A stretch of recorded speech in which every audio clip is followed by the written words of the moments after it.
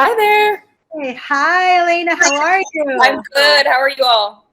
Great. So happy to see you. Thank you so much. We're so excited. Yeah, thanks for making time. This is fun.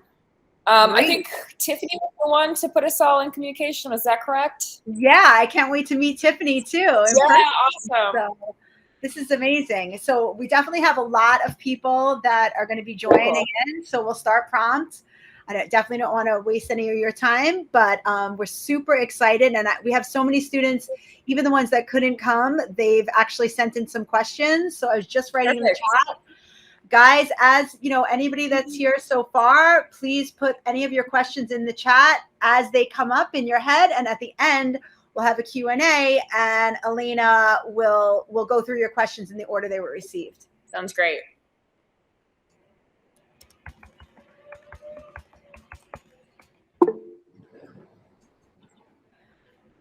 I'm going to go ahead and put my email here, and anybody with the NYSD logo behind them, it's first name, last name at nysd.edu. We are recording this, and we feel so excited to have Elena with us and grace us, even though she's so down to earth and relatable. It's pretty amazing that you could take your time out to do this for us, and we really appreciate it. For sure. And we feel like, you know, you're really connected with our demographic of the people that go to our school and, you know, so young, and all what you're doing right now. It's just so commendable. Thank you. How nice to hear. Yeah, I consider myself a recent grad. I graduated from Parsons in 2018, and then I went to St. Martin's, which kind of got disrupted by COVID in 2020. So I was wondering about that. Were you there? Did you stay? I was, yeah. I was there until probably February when things really got bad. And then I had to relocate back to the States and then continue classes online. So thankfully the program I was in was just a year, so I didn't miss too much.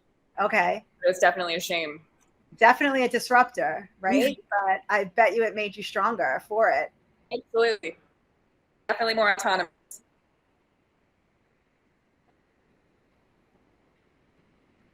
So I don't know if you know about our program, but we start with the foundation. So we're seriously a short-term trade school, and we're hyper-focused on solely fashion design. So we don't have the creative end of Parsons in the sense that it's a little bit more cerebral, and I'm going to be admitting people as we talk, but we do actually do a webinar with Parsons every quarter to kind of help people work on their portfolio. And that is the trajectory of some of the students in our school. So it's really great that you're with one of the sister schools that they're working to get into. Absolutely, yeah. Yeah, and so for those for those that are here, we have a foundation program, which is really our basic skill set and the foundations of fashion. Then we move into a certification program, and then we do have a New York Fashion Week program. And so, you know, we really want to talk about what goes into New York Fashion Week, and who better to talk to it about than Elena, who literally considers herself a recent graduate. So it's pretty amazing. And this is your second Fashion Week that you've done? This is my first on-calendar Fashion Week, but this will probably be like my third or fourth collection since graduation. Wow. Super exciting. Elena's deck is ridiculous. I can't wait for her to share it. So we'll just give it a couple of more minutes because we had a huge following, but it is being recorded. So if you do miss the beginning, you could play back the recording. And if you have any questions, feel free to email us, first name, last name at nysd.edu. And again, just a few housekeeping rules. I put any questions that you have, please put in the chat. I know some of you guys already came back to us, and I have a list of questions that I'll start with. But if anybody else has any questions that come up as Elena is doing her presentation, please feel free to put them in the chat, and we will answer them in the order they were received at the end of the presentation.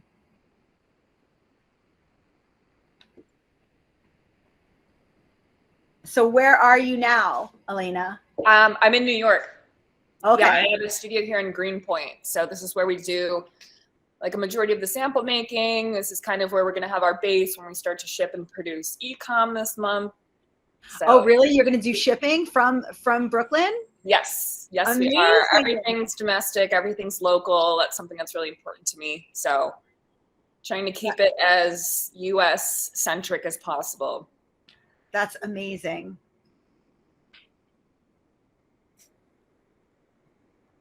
Hi, Cicely. Okay, I don't know if is Tiffany here. Tiffany, hi. Definitely unmute yourself. We want to meet. Thank you so much. So Tiffany actually helped coordinate with Elena and Camille and get some fashion runway interns for Elena's show. And so some of the students had the honor to be backstage and help her with lookbook and as a dresser. And I know that even some of the people that are here today, they might be novices and might not know what that is. So I'm sure you're going to give us the rundown. And I don't want to introduce Elena because I feel like I won't even do her justice.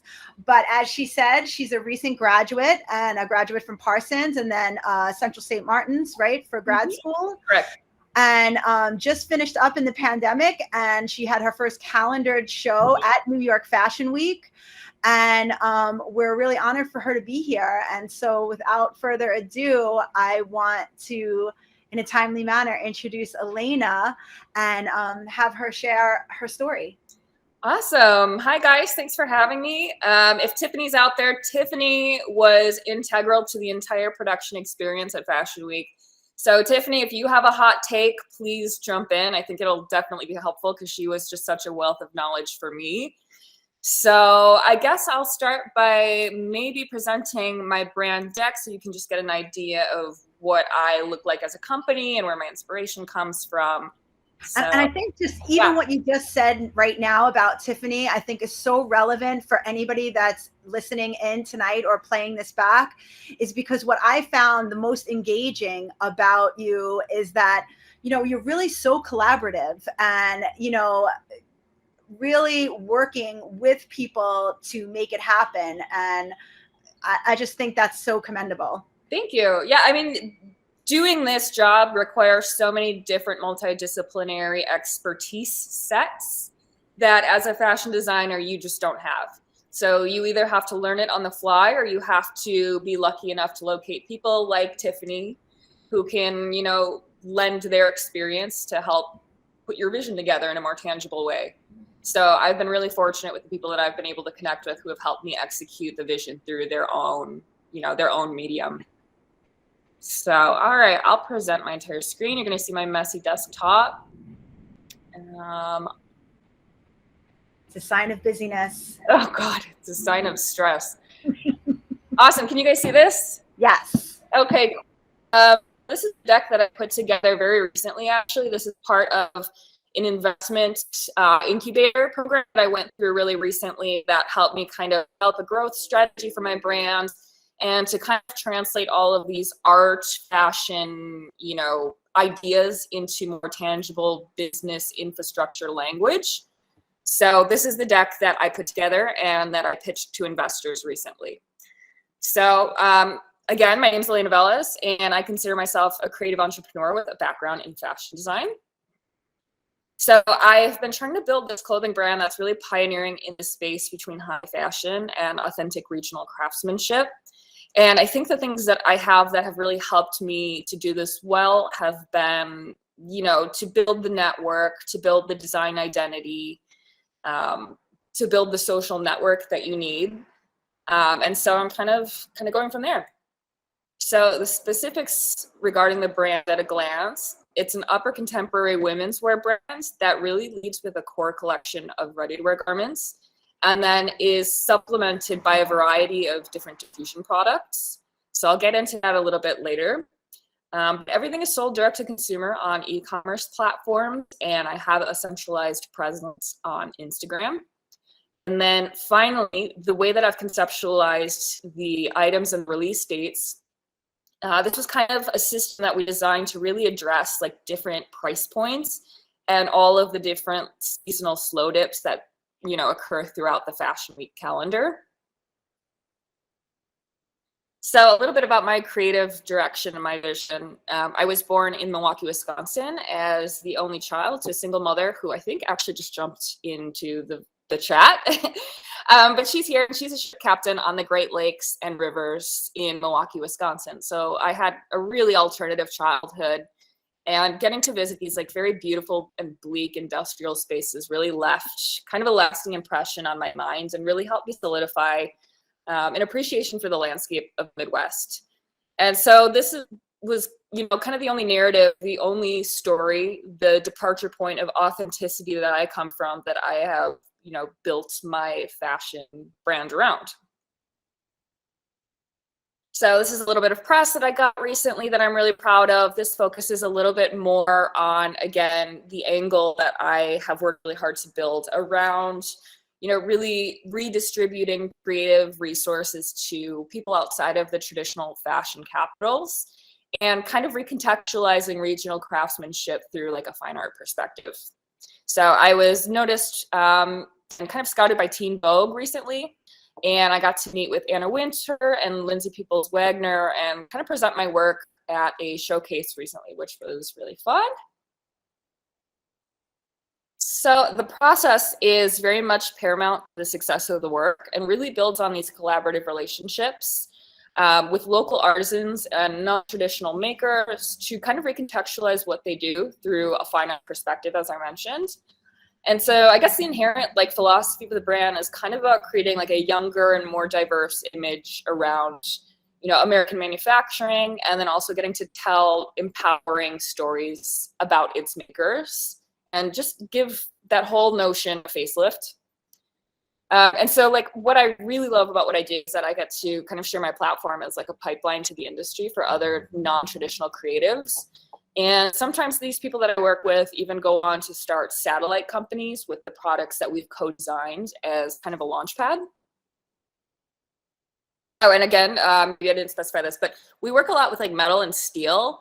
A lot of my collaborators are blacksmiths and welders and machinists. They're all very quintessential hometown crafts.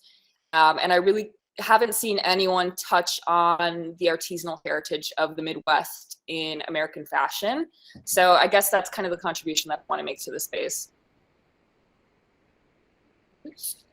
So products and services kind of fit in the 3 category buckets that are kind of designed to diversify seasonal cash flow troughs and to build engagement between collection releases.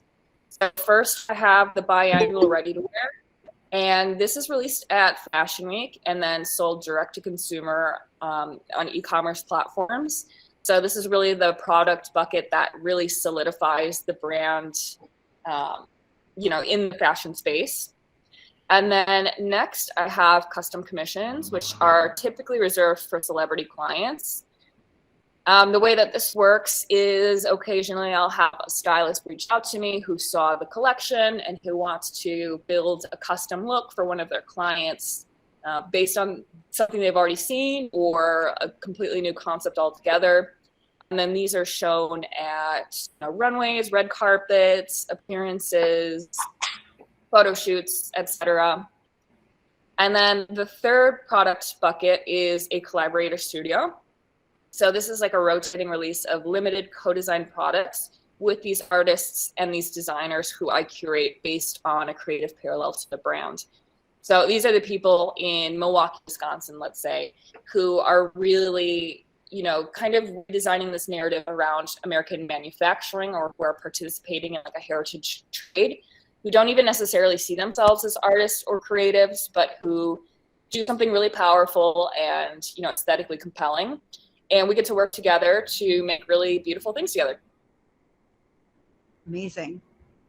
So this is like the case study of one of those experiences. And this is kind of something that I'm trying to make a little bit more integral to the brand since it's going just so well. This was a local blacksmith that I got to collaborate with, and we co-designed this beautiful jewelry range.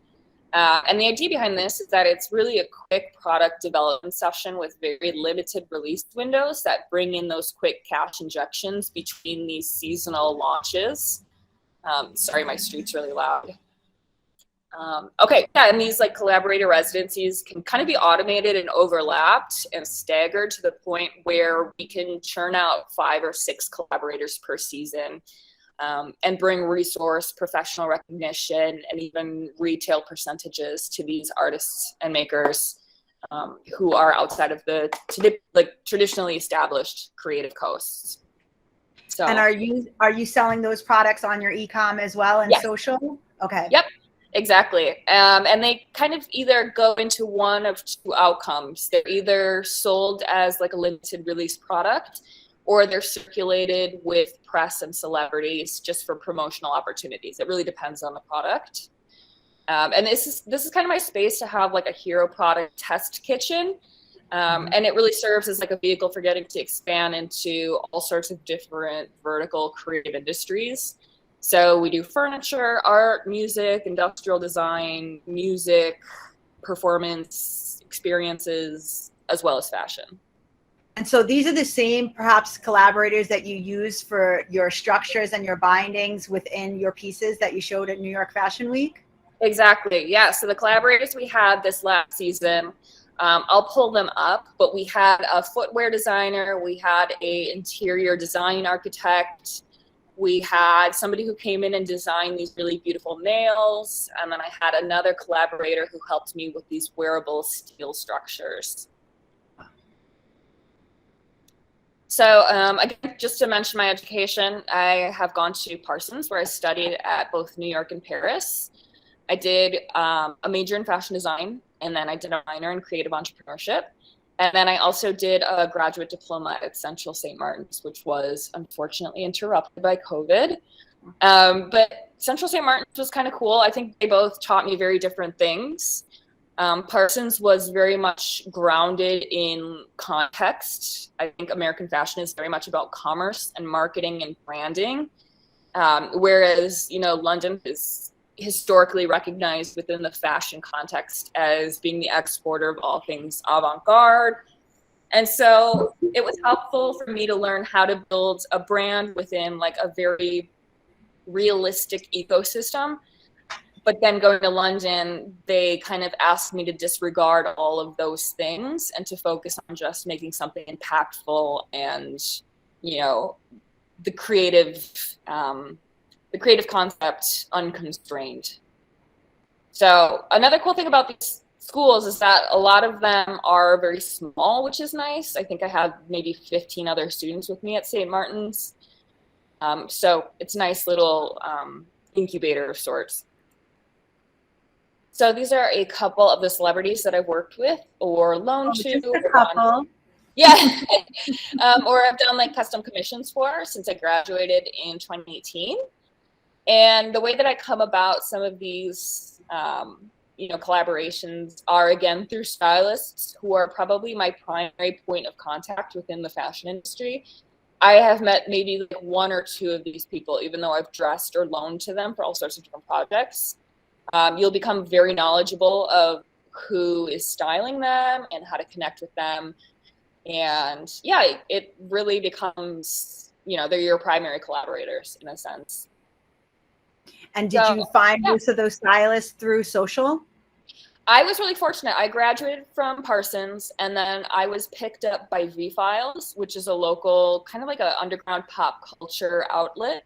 And they sponsored my very, very, very first New York Fashion Week show. And through them and through their clout, I was able to have my collection documented on Vogue Runway, which is really the Bible for stylists when they're looking for, you know, garments or looks that they want to pull for their clients.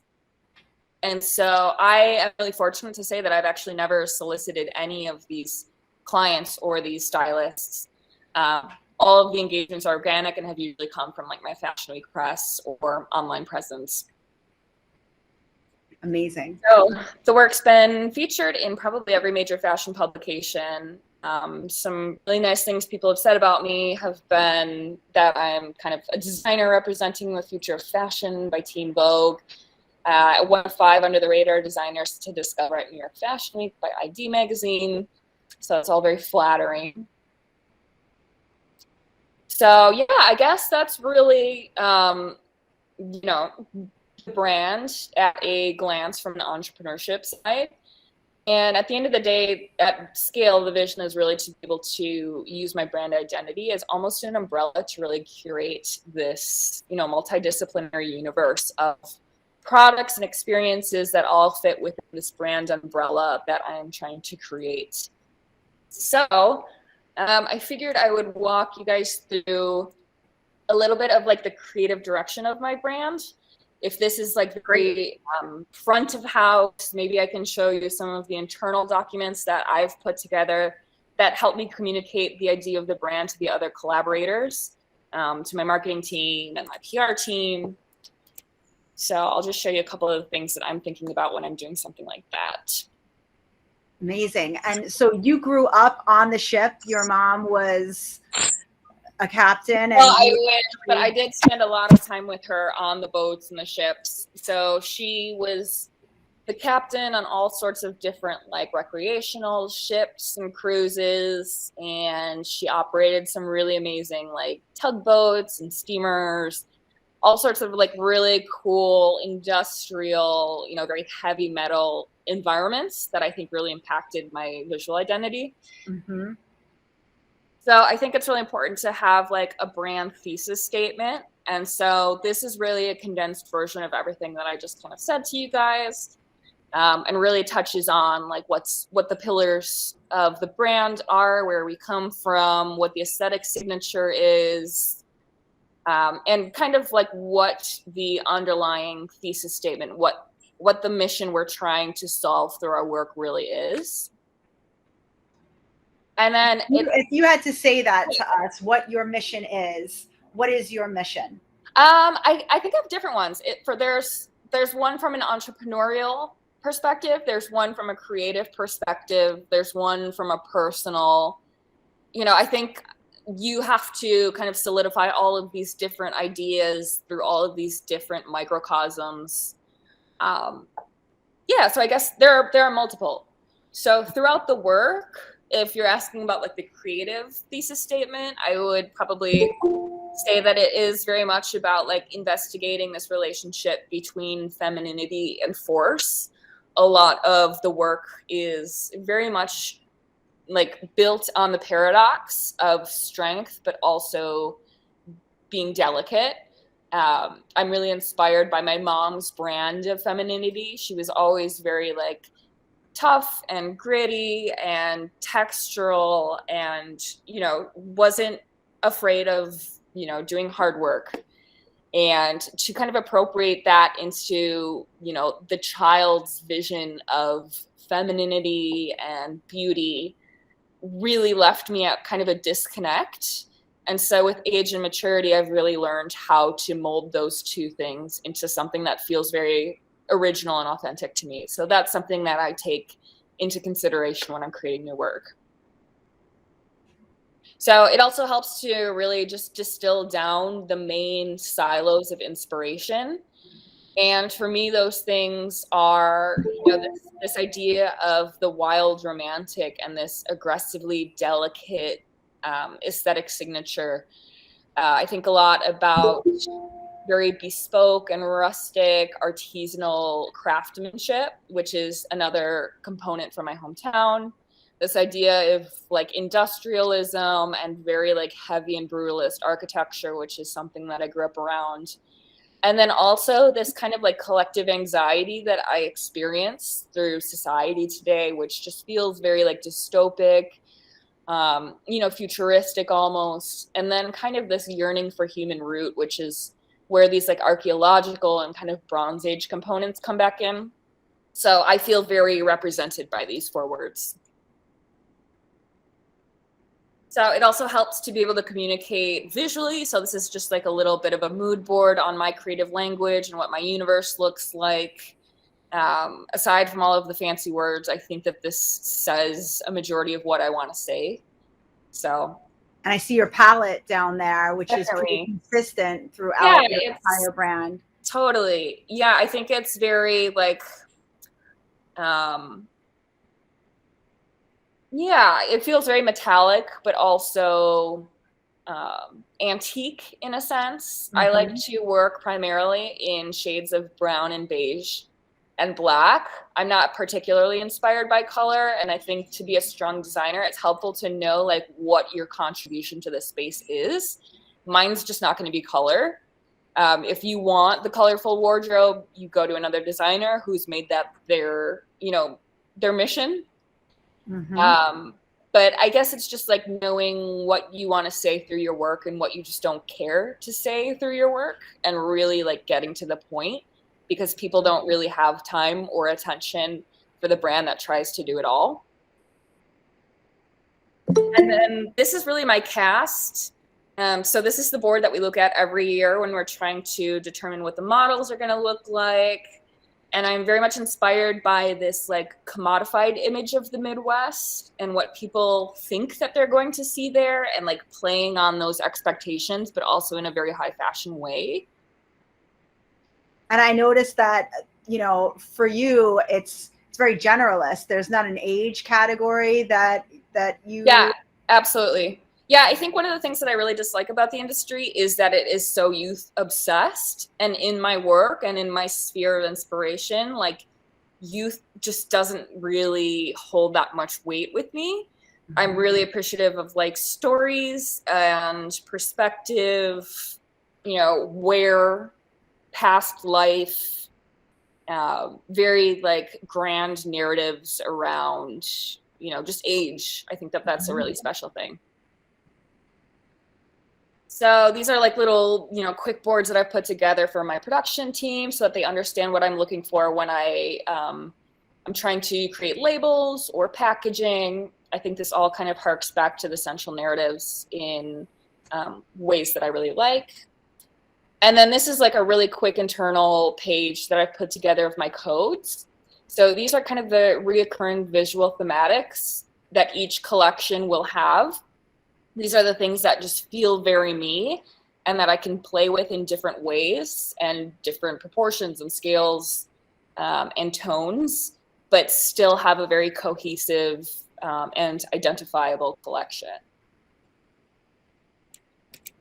So I figured that I would show you guys a couple of the line sheets from the last couple of collections that I've done. Great. So this was my senior thesis collection from Parsons.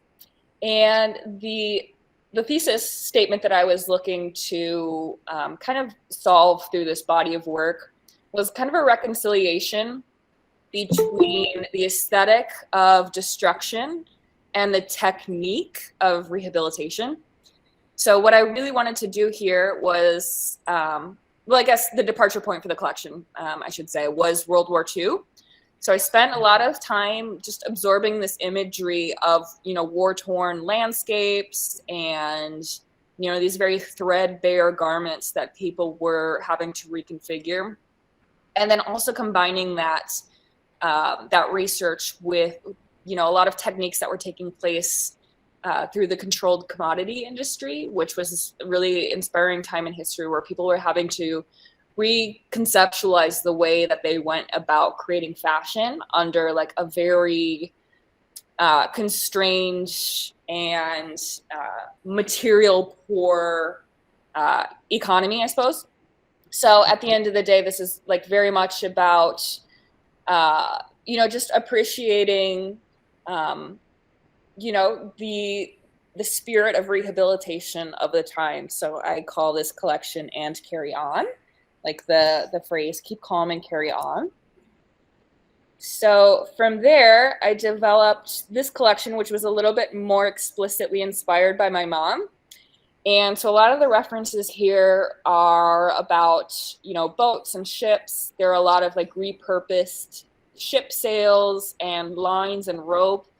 A lot of the metal that was used in this collection was also scrapped and salvaged from boats in, the Milwaukee Harbor.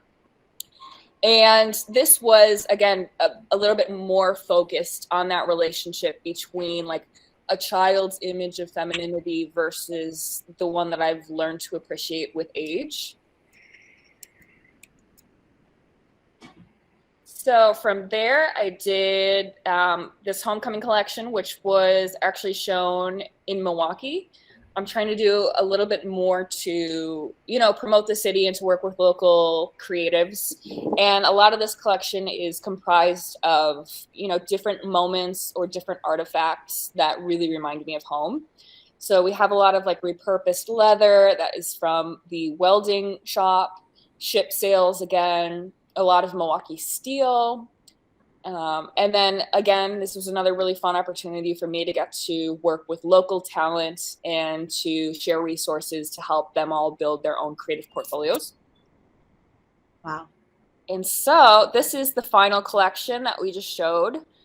And this one is very much inspired by, I guess, like the decline of like great civilizations. So there are a lot of references towards like neoclassical goddesses and Pompeii, but also a little bit of like a space and futuristic angle as well, kind of marrying the antique and the super future together. And yeah, this was the first collection that I produced with the help of a factory. I've started to outsource a little bit, which has been really scary and exciting. And so finally, I'm at a process where I can start to, build inventory and do e-commerce. So we are launching the first drop of this collection towards the end of this month, and then the second probably in January. And I guess the final thing that I wanted to show you guys was this Collaborator Studio project that I'm working on. I'll pull up the specific ones. So this is the one that I did with Nelson, who is the blacksmith in Milwaukee. And we co-designed this like really beautiful range of accessories and jewelry based on a technique that he had put together. And these are all these like very beautiful stainless steel pipes that we were able to demolish and kind of rebuild. Wow. And so there were rings and, necklaces, earrings. And it's just a really fun opportunity for me to get to apply the creative direction of the brand to all sorts of like different multidisciplinary products. And so this was his mom that we got to do a little bit of a photo shoot. And some of the process materials. So it was really fun to be able to make this with him and then also integrate it into the fashion brand and circulate it amongst my network of, celebrities and influencers and stylists and buyers to be able to get him a little bit more exposure for his own brand.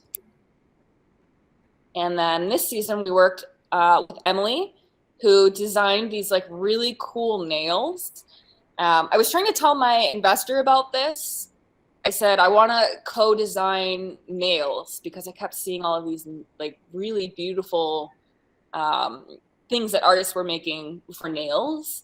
Mm-hmm. And he actually misinterpreted me and he thought that I wanted to make like the hardware nail. And this was a conversation that we had kept going for like 10 minutes before he realized I meant like nails for fingers, not nails for hardware.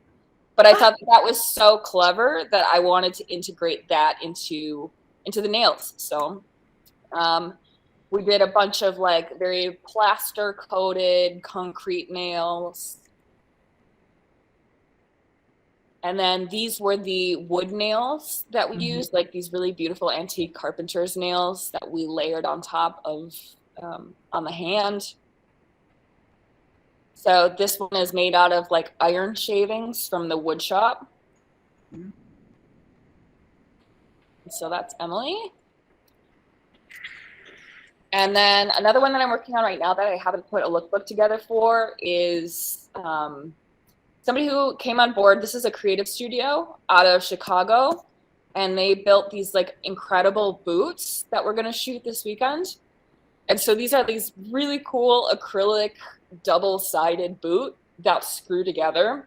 So the process is kind of performative and funny and requires this very like, I don't know, it's almost like performance art in that you have to get on your knees and screw the shoe in with like a gun. And then it just kind of like brings you into the world in this kind of funny way that I want to be able to perpetuate. So another thing that I'm really proud of is that I've been able to secure all of this like press for them, and they're able to build their own, portfolio through some of the resources that I have for my own brand. So I guess that's kind of it. I suppose if you guys have like questions or. Yes, so we have some, and I mean, that was like amazing. I'm sure that people are going to rewatch this over and over again. And I love the fact that you showed a little bit of everything, like not only your process and your creative process through school, but where your story derives from and how you branch it off. But yet you see that your journey throughout all of these different aspects, whether it's the accessories or New York Fashion Week or these collaboratives, they all have that same underlying feel, and it is your brand identity. I mean, as much as you want to put it aside, I think that creativeness and the brand identity is so strong that I haven't seen anybody for Milwaukee that has pushed that, and the ship sales. I mean, it's just amazing. But what advice would you give? Angela B asked, what advice would you give for if you're looking to get a manufacturer? Like you said, this is the first time that you're working with manufacturer, and yet it's your fourth line that you're putting out, right? Yeah. So what advice would you have? Yeah, the first couple of seasons I did myself. I made every single garment. I completed it, finished it. I did everything myself. It was really exhausting, and it would take, a month, 4 months to be able to complete 2 or 3 looks. So this is the first time that I'm working with a production manager. So from this investment deck that I showed you guys, I was able to secure a little bit of capital to keep myself going for about a year and a half. And in that time that I, secured this funding, the first person I looked for was a production manager, somebody who could really facilitate these relationships with factories and manufacturers, and somebody who would know all of the language. To be completely honest, I don't know how to do this. I could not walk somebody through this. It really requires somebody else who is an absolute expert at this, because it's the trickiest thing. Mm-hmm. So I guess just make it your priority to locate somebody who can be a production manager, when you're at the size and the scale where you can start to, branch out. And there are other like tools and resources that you can pay for where people do this online. This doesn't need to be like a physical person. It could be like a subscription to, I can't remember the name of it, but there is a site that I went to when I was considering how to locate a production manager that does this all for you. They act as the intermediary between you and their own network of manufacturers. And so you develop a tech pack together, and then they will facilitate that relationship on your behalf. So I think it's really important to have something like that, especially in New York, because factories here are super snobbish. Like, they want to see your press kit. They want to know like who your stockists and your retailers are before you even place like a prototyping offer with them. So it helps to have somebody who's already like developed and solidified that relationship. And what about the investment, the incubator program that you built this whole pitch for? Because I know our students in our design certification program, that's really what they're focusing on, is their personal pitch. And can you talk a little bit more about how important that is? Because it really does represent your press that you've received and how you went about building that and the process of that. Yeah, I think it helped that I did multiple Kickstarters before I did this program. I had no expectation of being accepted or scouted into any sort of business accelerator program. So I was prepared to do this all on my own. Bootstrapping it. Sorry. Yeah, absolutely. Bootstrapping. But I was very fortunate to be scouted by somebody who has built this really incredible network of, local entrepreneurs, and somebody who is very much a proponent of creative entrepreneurship and building local culture. So I found the angel investor, honestly. Mm-hmm. There are multiple ways to go about securing financing. So I can really only speak from my experience, but I was scouted by somebody who really believed in me and who vouched for me and introduced me to the rest of, their community of investors. And is that how you got the collaboration with Teen Vogue? And no, I did that myself. Yeah, I would not have been of interest to these people if I didn't have big names that they had heard of somewhere in the world. Like, a lot of the demographic of investors are difficult to convince with creative clout, because it doesn't necessarily translate to numerical value in quite as easy of a way as like med tech or like like insurance infrastructure, like weird, like old, So I think the language around creative entrepreneurship is still developing. I don't think that I could locate another business incubator quite like them on my own. I think it would require kind of like an introduction from people who are already vetted within that world. So if anybody feels like they have like a good idea or they want to try their hand at like a business incubator, I would recommend Generator with like an 8. That's the program that I went through, and they were very receptive to working with me.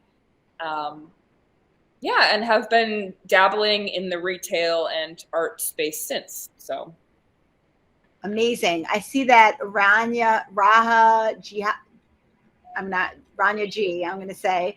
Hi, Elena. How do you determine the prices for your collection? This is like really a branding strategy. So you have to look at where in the market you want to situate yourself and where there is room for your product. So you have to kind of say, okay, I want to be Rick Owens, but I want to be Rick Owens in pink, right? So you're going to kind of feed off of the intersection of demographic that are into Rick Owens and into the color pink. And there's either space at that intersection or there's not, right? And so you're going to use that information to kind of determine where your price point sits in relation to those two demographics, if that makes sense. So like I kind of want to sit next to like a Jacquemus or, Carol Christian Puel. So I'm going to be looking a lot at their price points and specifically the prices of garments of theirs that I feel best resemble mine. So that's kind of a start. And so it would be really understanding your demographic and understanding who it is that you're appealing to. Basically. Yeah, but you won't have a demographic until you start sales. So a lot of it is very much just guesswork, which is kind of where I'm at right now, which is always frustrating, but you just have to sit with it. So you just have to guess. You have to project. Right. Which brand do you want to be like? Is your quality similar? Do you have the same stockists? Are you showing in the same places? Are you catering to the same celebrities? Stuff like that. And so when you were in school, were you really focusing on deep diving and doing case studies into maybe Jacquemus or whomever you were really interested in being aligned with? Or no, I'm actually really just disinterested by the fashion industry in general. For me, it's always been like a craft-based obsession, one that I have really been dedicated to since I was a child. So to be completely honest, it might look as though I've just shot up out of nowhere, but this is like the manifestation of 20 years of work. And I've really had a lot of time to set myself on the right path, if that makes sense. So I mean, my experiences in school left no time for that kind of research, which is just as well because I wasn't interested in it. I think my career really started when people took notice of the work and it just kind of all built from there. We have some other questions, but Stephen H asked, why is New York Fashion Week so important? Did you think that it helped you with the press? Which came first, the chicken or the egg? New York Fashion Week was probably the biggest disappointment in my career so far because of the fact that you have probably literally 10 to 15 minutes of attention from the industry. Like the way that Fashion Week or the fashion calendar is slated is so that the editors have enough time to get from one fashion show to the other. And they're going to 15 a day for a week straight. And so you literally have maybe not even because the show before you has probably already started posting and then the show after you is so it's just not worth the investment, to be completely honest, to show on calendar. So we're actually trying to switch that around and to design our own Fashion Week calendar that meets the same criteria for quality, but is not completely, bulldozed by the machine that is fashion. Because we had that's what you call calendared.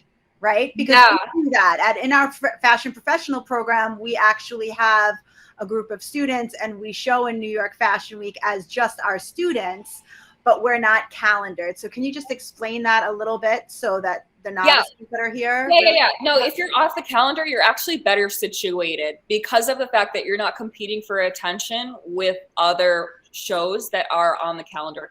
On the calendar just means that you're officially recognized by the Council of Fashion Designers of America and that they are designating a certain space for you so that you don't overlap with another, high profile brand, so that the editors can get to both.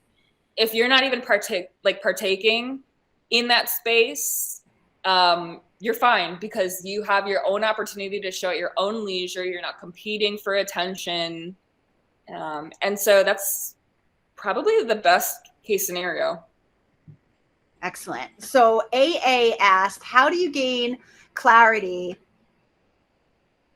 I'm sorry, I lost it. How do you gain clarity and develop your brand identity when it really infused your childhood? Yeah, I think, this is what fashion school is so good for, is that it gives you space. Sorry to cut you. Oh, can you hear me? Yeah, actually, I re-asked the question. You can look at the second one because I got cut off. Perfect. Thank you. Yeah, I think that, as art school is a great opportunity for you to have the time and the space to think about this.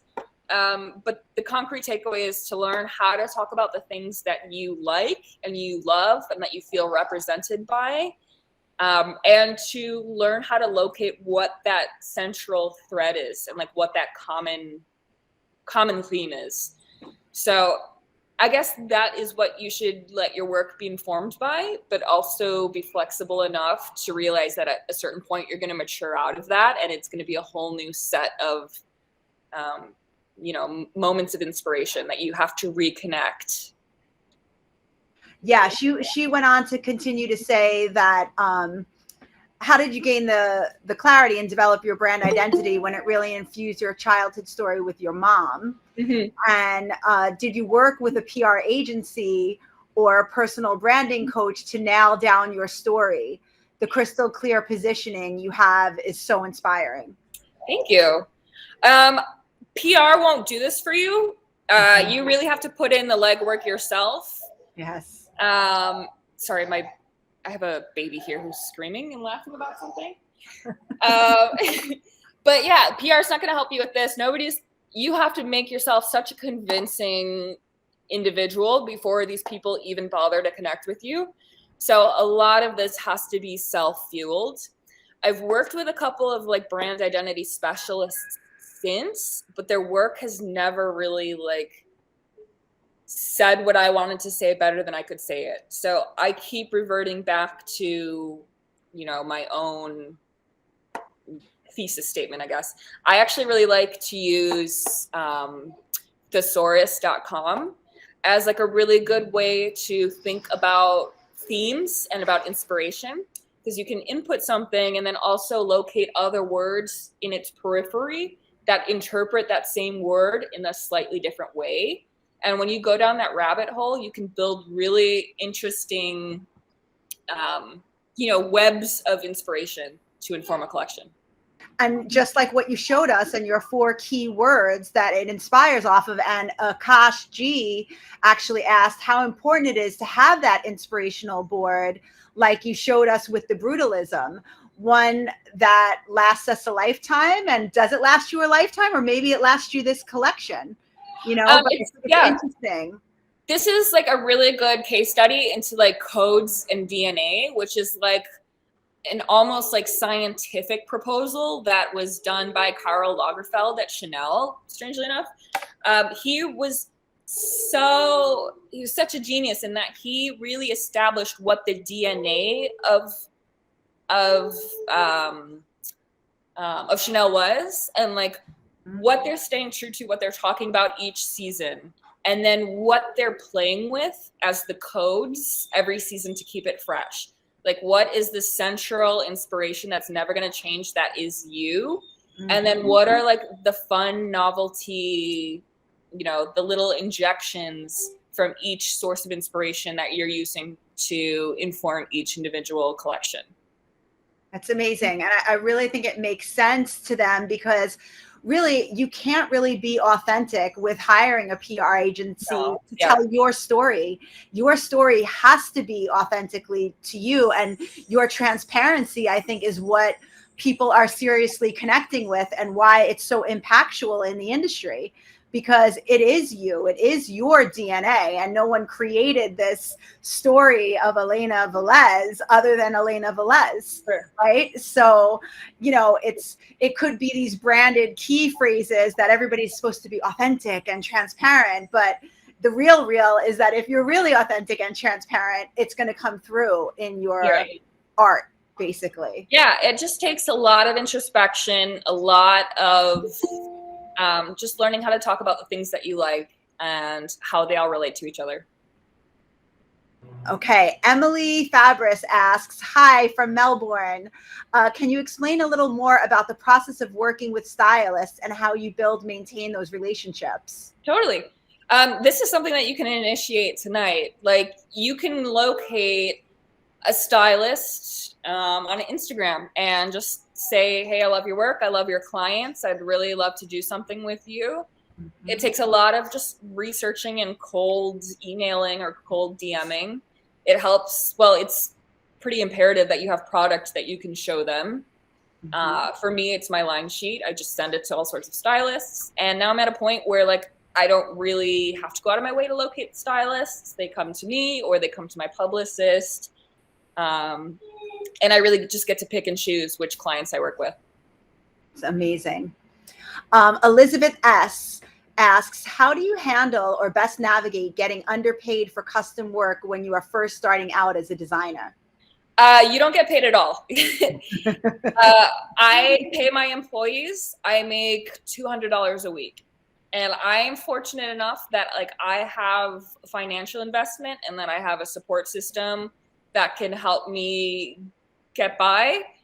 But not everyone's in the position to start a business. And, like, at the end of the day, that's what this is. It's not being a fashion designer. It's not being an artist. It's about starting a small business. And you're either in a situation where you can be able to do that, or you're not. And it's a very individual thing.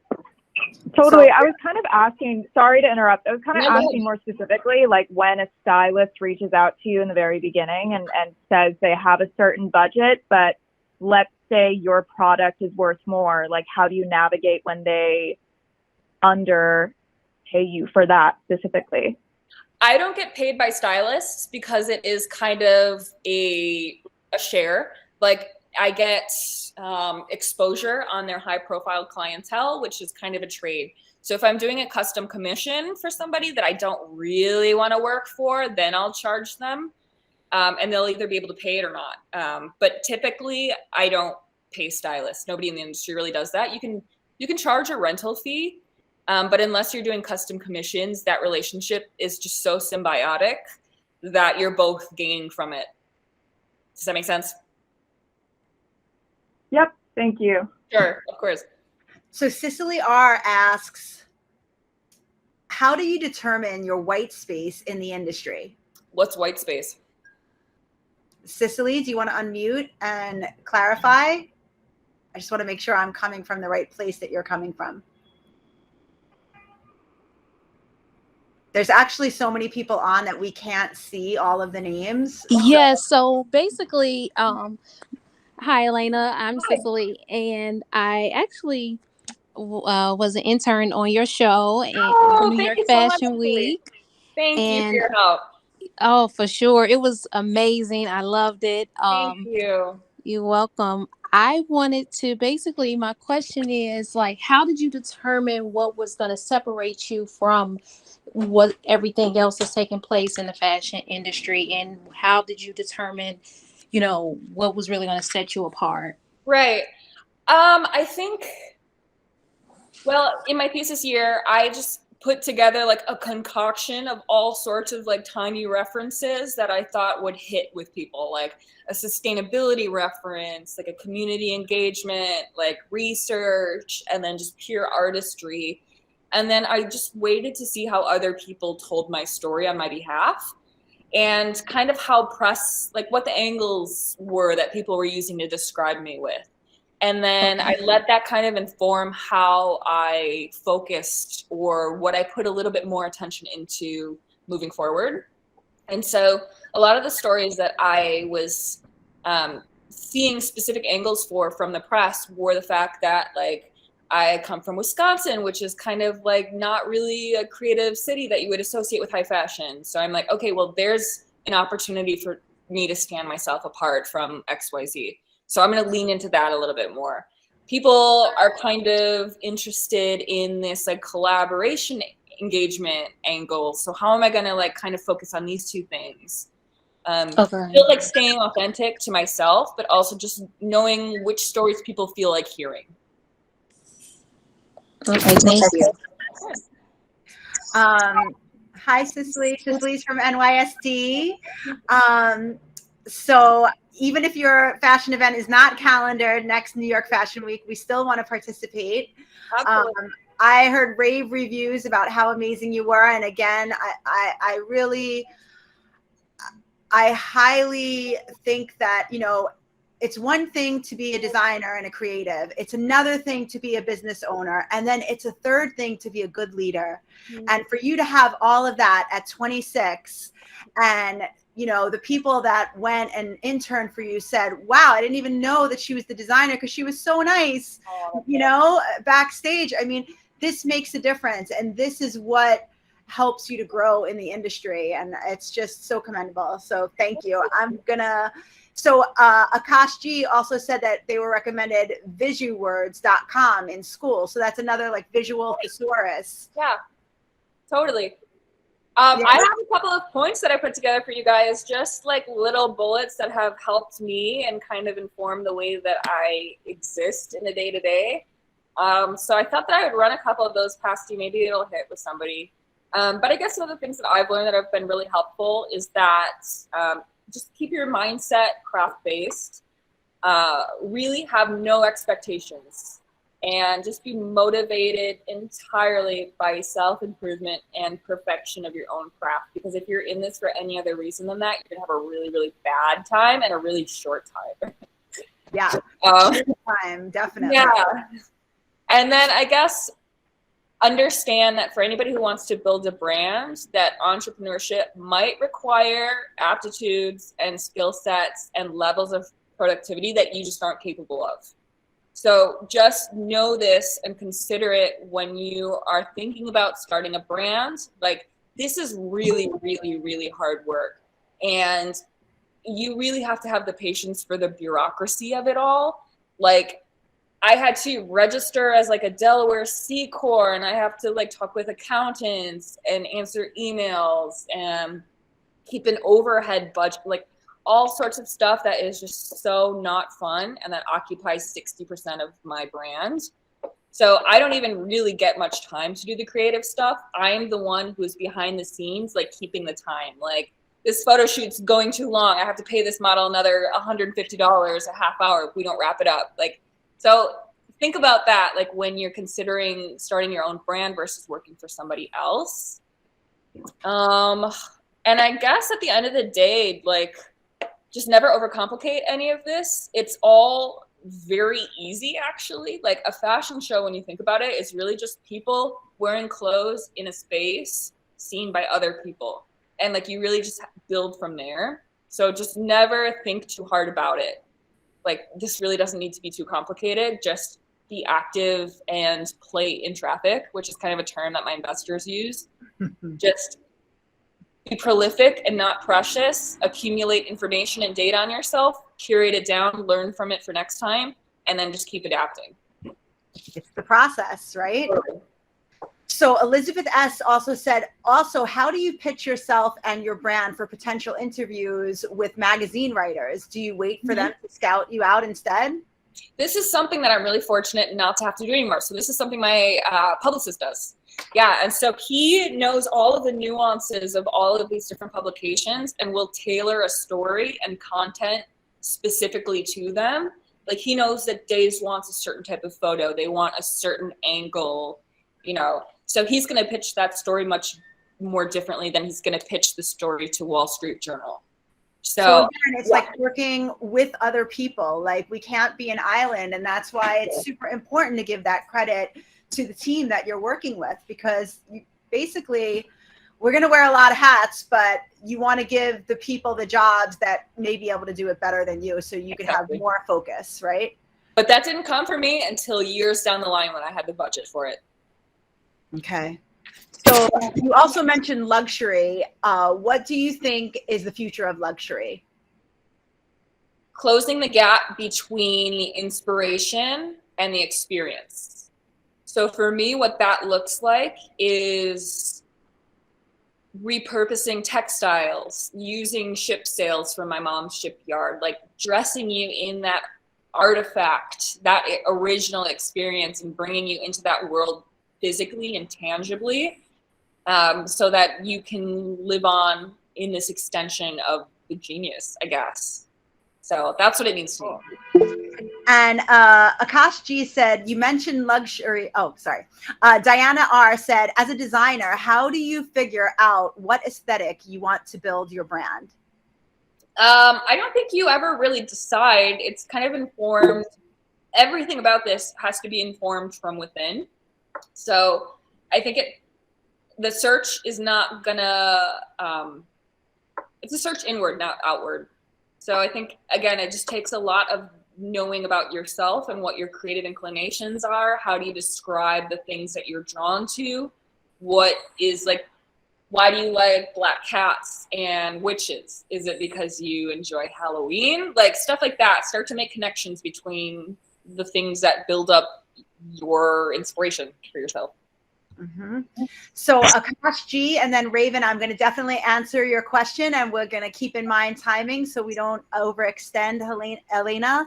Akash G said, you mentioned, edit. Do you think it'll be democratic, the future of luxury, less money oriented?